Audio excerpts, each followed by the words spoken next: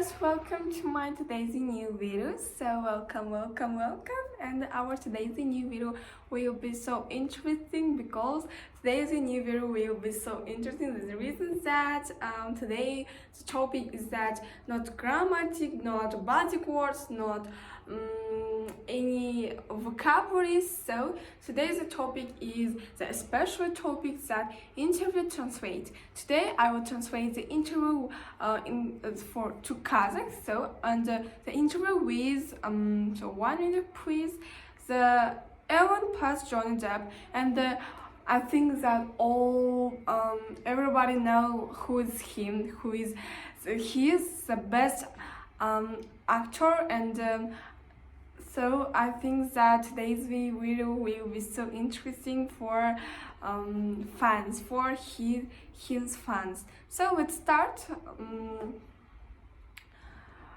Баршаңызға сәлем достар, сіздермен бірге бүгінгі арнада болат мен Айталқын, және бүгін біз сіздермен бірге Evan Pats Johnny Depp in Hot Shit. Яғни Evan Pats пен Johnny Depp осы актердің, ұлы атақты актердің берген интервьюін қазақ тілінде аударатын боламыз, және де сол интервьюде өзінің қолданған фразаларын өзіне қолданған, бір жаңа сөздік ретінде де өзіңізге түртіп алатын мықты керемет ақпараттар айтатын боламыз. So let's start. Анша біз бастайық. Сіздер міндетті түрде арнаға тіркеліп лайк батырмасын басып кетуді ұмытпаңыздар. So let's start. Hot seat, as they say. There's no time on this, but so I want you to really think about it, but not too long. But so, what's your first reaction when I say, what is your favorite part of your body? What is your favorite part of body? Сенің сүйікті, сенің денеңнің сүйікті мүшесі қандай? Favorite part of your body. Wow. What do you like the best? Wow. Бұл бізде жалпы американдықтардың қолданатын реакциясы. Егер сізге шоковый состояниеде тиетін ақпарат айтатын болса, немесе сұрақ қоятын болса, сіз ол адамның, яғни интеллигентті адамдардың осындай өзінің эмоциясын білдіреді. Вау, деген секілді. Яғни сізде қолдансаңыз болады, бұл өте жағымды ретінде көрінеді. Дегенге қарағанда, вау, so деп айтсаңыз болады. Back there. The back of your head? Yeah. Back there деген бізде осы басымыздың артқы жағында, яғни бізде қазақтарда айтады, қара құсы деп сол жақ. That's your favorite part of your body? For the moment. Have you seen that? No. Okay. Like in a mirror, like sometimes. Көре аласың ба дейді, жоқ деп жауап беріп тұр. When you're in a mirror and you see the back of it, you like it? I might get a little tinge of excitement. I see. Сен дәл қазір көре алмайсың өзіңнің қара құсыңды, бірақ айнаға қарап, артқа қарап тұрғанда өзіңнің қара құсыңды жиі қарап тұрғанды ұнатасың ба? There's got to be some shoes part of are your my body favorite that part you of my like. body. Your shoes? That's not a part of your body. You don't like one part of your body. I've had them surgically put on. Do you like your ass? Wow. Do you like your ass? Яғни сен ұнатасың ба деп тұр. Do you like? Вау, этот уже бұл сұрақтың өзі осы актерға шоковый состояниеде тиген екен, ол вау деп жауап берді. Вау деп сөзін бастайды. Вау.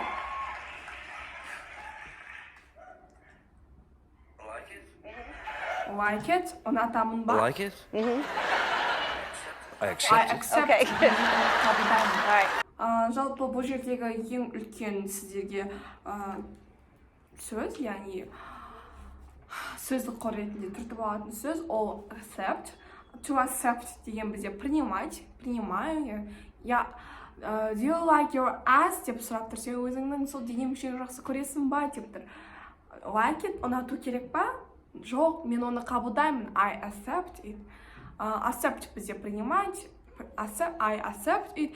Я принимаю его. А енді бірнеше мысалдар келтірейік. I accept your kind offer. Я принимаю ваше любезное предложение. I cannot accept your invitation. Я не могу принять ваше предложение. Принимаю, принять деген сияқты мағынаны білдіреді. Енді бұл жердегі жалпы диалогтың басы енді басталды. Негізінде бұл жерде ең басты сіздерге түртіп алатын сөз ол to accept. To accept деген бізде қабылдау, принимать. What is your favorite swear word? Ass. No. What is your favorite swear word? What is your favorite Yeah. swear word? Favorite деген бізде сүйікті деген мағынаны береді. Ал енді swear word деген нені білдіреді?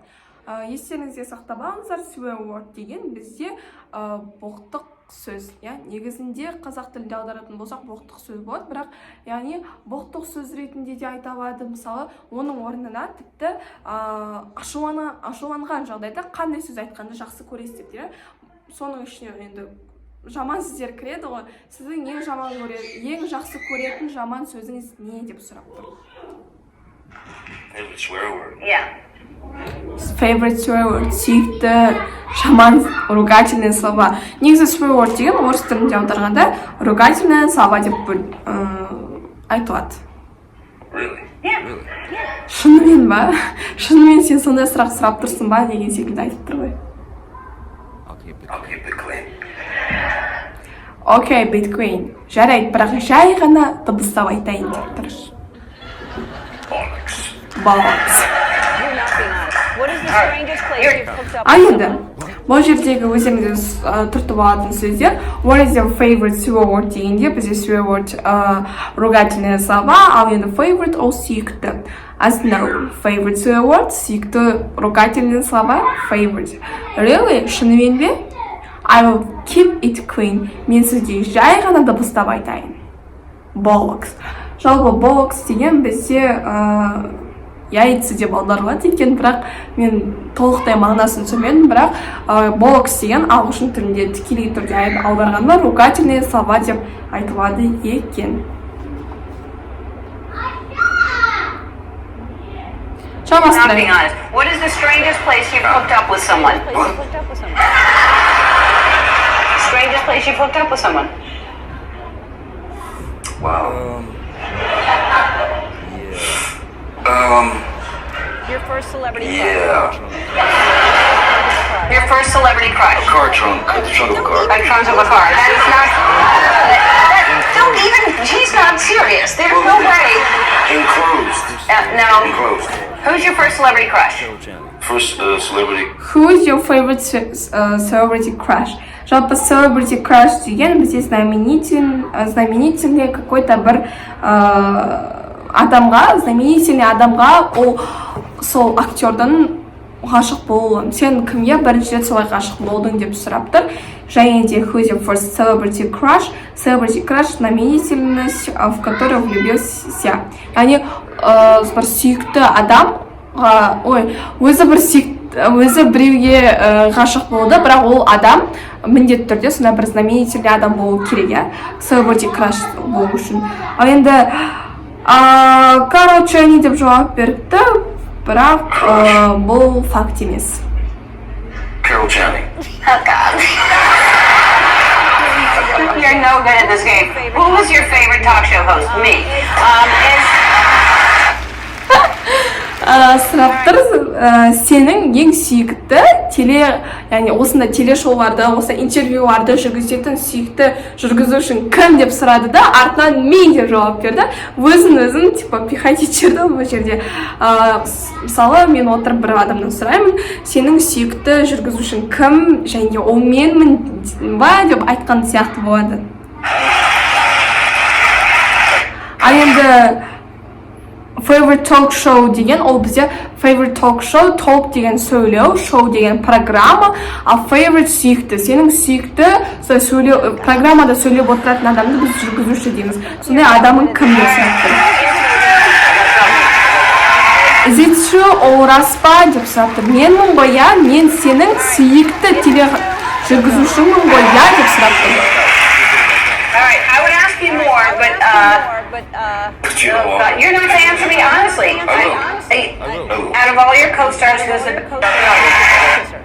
out of all your co-stars, who's the best kisser? Javier Bardem. Pirates of the Caribbean. Red man comes out tails, comes out close.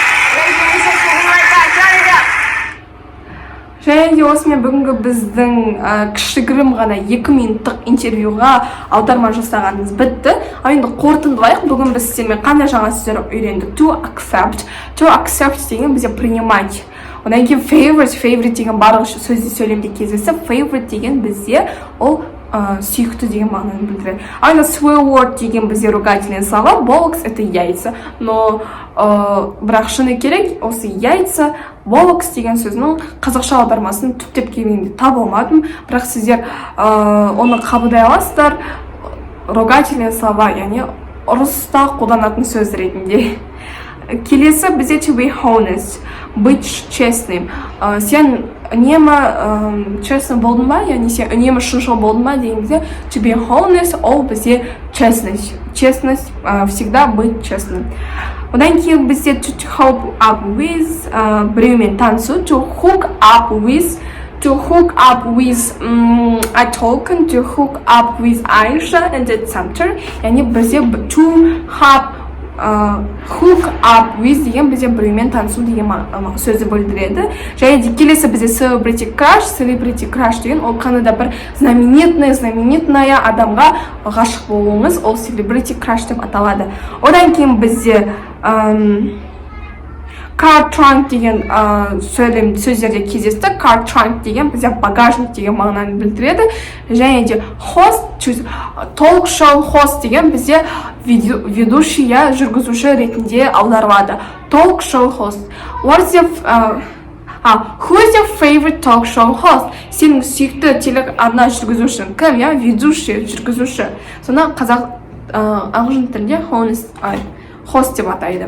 Және де бүгінгі біздің кішігірім ғана интервьюге аударма жасағанымыз және сол интервьюдан өзіңізге түртіп алатын сөздерді жаттағанымыз осымен бір аяқталды. Міндетті түрде арнаға тіркеліп кетіңіздер. Егер сіздерге бұндай формат ұнаса, міндетті түрде пікір қалдырыңыздар. Алдағы уақытта түрлі Вогил, сонымен қатар Кайла Дженнер, Кендалл Дженнер, сол сияқты атақты әйел адамдарының уходы туралы сондай бір айтылған ақпараттарын сіздерге қазақ тілінде аударып, және де олардың қандай бір ерекше сөздер қолданылатындығын түсіндіргім келеді. So, goodbye for everyone. Thank you for watching and so goodbye.